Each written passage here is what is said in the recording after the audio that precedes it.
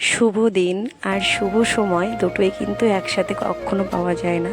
তো আজ ছিল আমাদের এক বিশেষ দিন, গৃহপ্রবেশের দিন। আজ অক্ষয় তৃতীয়া, সোমবার সকাল 10টা পর্যন্ত অক্ষয় তৃতীয়া তিথি আছে।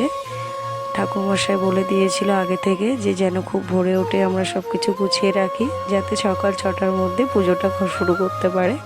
সেই মতোই আমরা কিন্তু সকাল 6টার মধ্যে সব কিছু রেডি করে ফেলেছি। আর এখন দেখো আমাদের গৃহপ্রবেশের পুজোটাও শুরু হয়ে গেছে।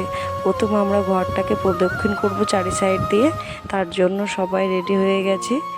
আর এখন ঠাকুরমশাই যে মতন বলছিল সে মতো সব কিছু আমরা ঘুরে ঘুরে করছিলাম। আর আমাদের একটা বিশেষ নিয়ম আছে, সেটা হচ্ছে এই যে গরুটা, এই গরুটা নিয়েই আমাদের কিন্তু গৃহপ্রবেশের সময় ঘুরতে হবে। প্রথমে থাকবে গরুটা, প্রথমে ঘরে উঠবে গরুটা, প্রথম পা রাখবে, তারপর আমরা উঠতে পারবো।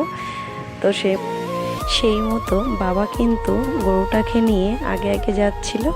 আর আমি, আমার শাশুড়ি মা, পিসিমা ছিল, আমাদের এক ননদ ছিল, মাসিমা ছিল, সবাই মিলে আমরা এদিকে ঘরে চারি সাইডে ঘুরে ঘুরে চার কোণায় 4টে রঙিন পতাকা দিতে হবে এবং সিঁদুরের ফোঁটা, তেল, জল এগুলো দিতে হবে।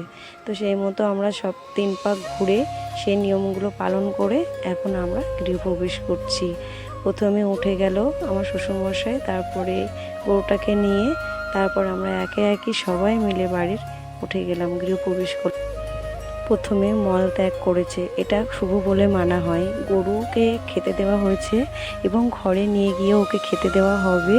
ও ঘরে উঠে ঘুরবে এবং যত মলমূত্র ত্যাগ করবে ঘরের ভিতরে ততই নাকি শুভ। তা প্রত্যেকটা কিন্তু অক্ষরে অক্ষরে পালন করা হয়েছে এবং গরুটা ঘরে ওঠার সাথে সাথে মল ত্যাগ করেছে এবং পরে কিছুক্ষণ খাওয়া দাওয়ার পরে ও কিন্তু মূত্রও করেছে। তারপর প্রত্যেকটা ঘরে আমরা প্রত্যেক সদস্য মিলে ঘুরে ঘুরে 4টে ঘর ছিল, 4টে ঘর থেকে ঘুরে এসে এখন আমরা যে ঘরে আমাদের পুজো হচ্ছে সেই ঘরে চলে এসেছি।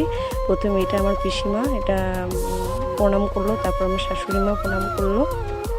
শাশুড়ি মা প্রণাম করা হয়ে গেলে তারপর আমি এটা প্রণাম করে নিলাম। তারপর পিছনে আছে দাঁড়িয়ে আমার মা প্রণাম করা হয়ে গেছে আমারও। এবার আসছে আমার বাবুসোনা। বাবুসোনা তো প্রণাম করতে পারছিল না, তারপর ও দাদুকে দেখে ও কিন্তু খুব সুন্দরভাবে প্রণামটা করে নিয়েছে।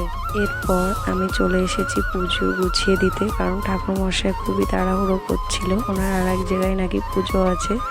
তো আমি তার জন্য তাড়াতাড়ি করে এসে ওনাকে পুজোর সব কিছু গুছিয়ে দিচ্ছিলাম। আর এখন কিন্তু ঠাকুরমশাই পুজো বসে গেছে আর আমি হাতের কাছে এক এক করে সব কিছু এগিয়ে